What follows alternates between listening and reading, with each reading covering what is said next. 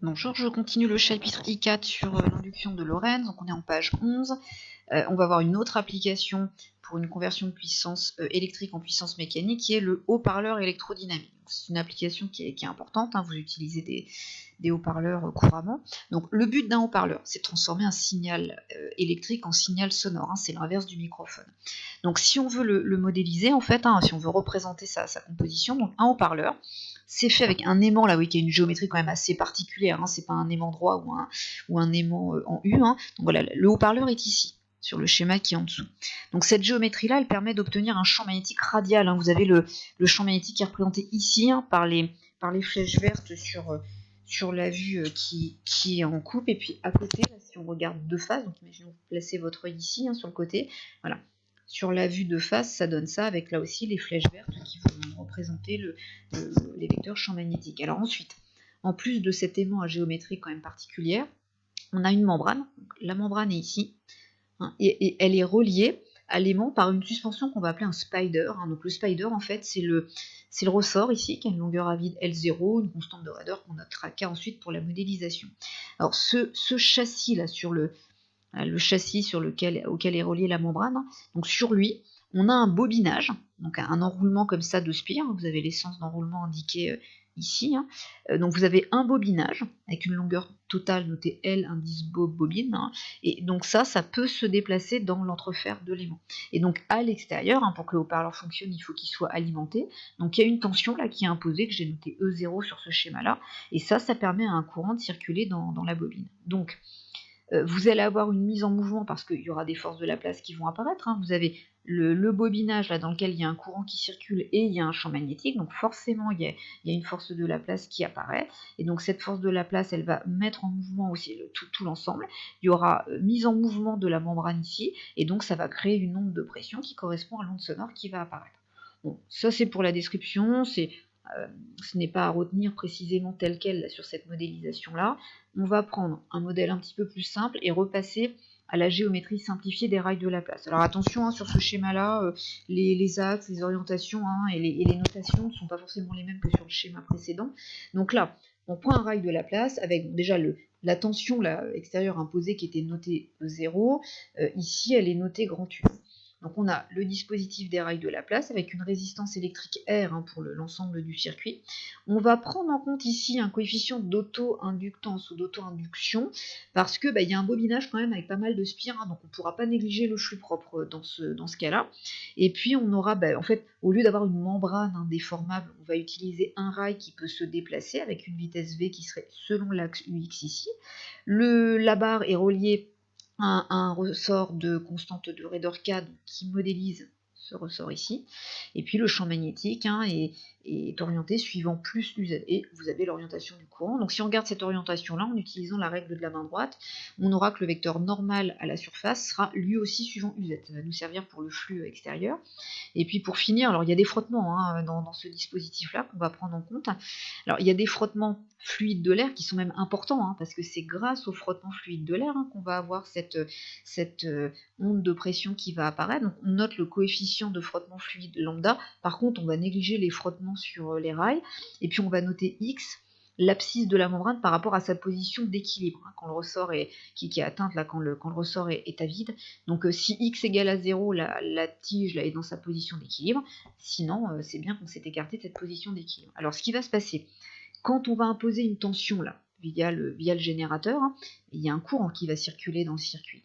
Donc courant électrique et puis barre placée dans le champ magnétique, il y aura une force de Laplace qui va apparaître et qui va faire que la barre, donc la membrane, hein, vont se mettre à bouger. Et donc ces mouvements-là doivent reproduire, hein, fidèlement, à la fois en termes de pulsation, donc de fréquence, mais aussi d'amplitude, les variations de la tension d'excitation, hein, de façon à bien reproduire le son qu'on veut transmettre. On modélise tout ça. Alors il nous faut déjà le flux extérieur. Donc on a un champ magnétique qui est uniforme, une surface qui est plane. Donc on peut utiliser pour le flux extérieur là, le produit scalaire du champ magnétique par le vecteur surface. Donc le champ magnétique, hein, a une valeur B. Maintenant la surface, alors elle va être variable, hein. Je vais noter L, la longueur du circuit, quand on est à l'équilibre. C'est-à-dire que y a pas, on a la longueur L0, il y a un allongement qui est nul pour le ressort. Donc quand, partant de cette longueur d'équilibre, on a une longueur L ici, quand la barre va se déplacer, donc on va ajouter un allongement, qui d'ailleurs peut être négatif, suivant que le ressort est comprimé ou au contraire étiré. Donc la longueur, la totale, ce sera L plus X. Donc l'air ici délimité par ce circuit, ce sera petit a, qui est la longueur entre D et C ici, multiplié par L plus X. Donc voilà ce qu'on obtient pour le flux. On a une expression du flux propre que vous avez vu dans le chapitre précédent sur l'induction de Neumann, c'est grand L fois I. Donc le flux total, ce sera donc le premier terme trouvé ici, plus le flux propre ici. On dérive par rapport au temps, puis on rajoute un signe moins, donc on obtient, alors pour la dérivée du premier terme, là on aurait L fois A fois B, ça c'est une constante, la dérivée est nulle, et puis dans le deuxième terme, X fois A fois B, le seul terme variable variant au cours du temps, c'est ça, la dérivée de X par rapport au temps, c'est toujours la vitesse, donc on obtient ça, et puis là on a L qui est une constante, et on aurait I qui varierait au cours du temps, donc avec le signe moins ici, moins L dI sur dt. Donc voilà pour l'expression de la FM induite. Pour l'équation électrique, comme d'habitude, on fait un schéma du circuit électrique équivalent, donc là, on n'oublie pas donc de faire figurer la tension U imposée par le générateur là. On a donc une résistance R pour le circuit, et puis la FM induite qui a l'expression qu'on a établie juste au-dessus. On applique la loi des mailles en étant en convention récepteur pour la résistance et générateur pour les deux autres dipôles. On obtient donc U plus E égale RI, ou bien là en remplaçant E par l'expression obtenue au-dessus, cette équation électrique. Donc voilà l'équation électrique obtenue. Ensuite, alors pour l'équation mécanique, là ça va être un petit peu différent de ce qu'on a fait les fois précédentes, donc je prends comme système la barre ici, CD, qui a une masse petit m. On travaille dans le référentiel terrestre supposé galiléen pour pouvoir appliquer le PFD, donc pour les forces, on aura le poids de la barre et une réaction normale, on néglige les frottements solides, on prend en compte que les frottements fluides exercés par l'air, donc j'aurai ici le poids qui sera suivant moins UZ, et puis la réaction normale du support, qui vont se compenser exactement, donc le poids plus la réaction normale du support s'annule. On a dit donc on négligeait les frottements solides, donc on ne prend pas de composante tangentielle pour la réaction avec le support.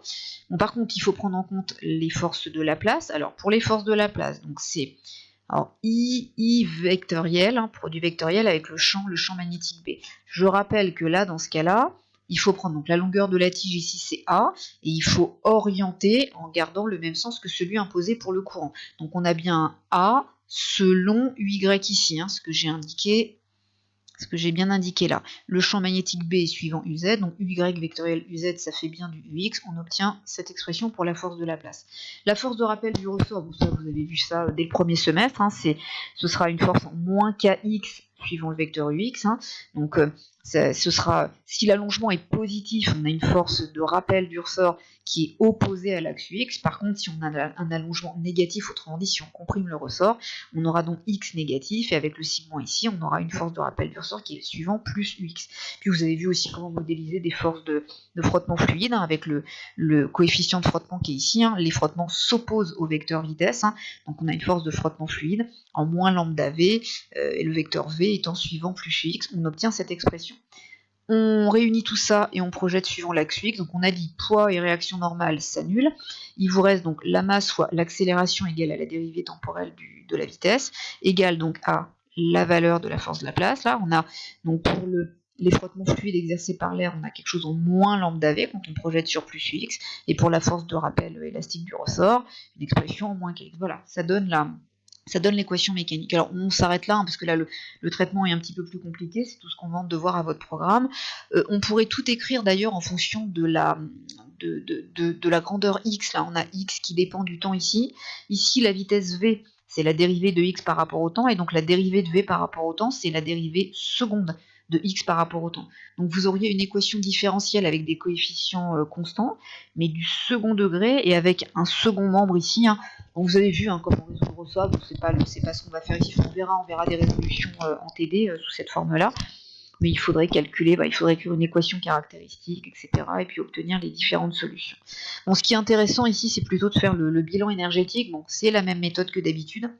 On reprend ici l'équation électrique, on multiplie par l'intensité pour se ramener à des puissances électriques. Ça donne cette expression ici. On prend l'équation mécanique écrite juste au-dessus, on multiplie par la vitesse. Alors la vitesse qui est la dérivée de l'abscisse x par rapport au temps. On obtient ce terme-là.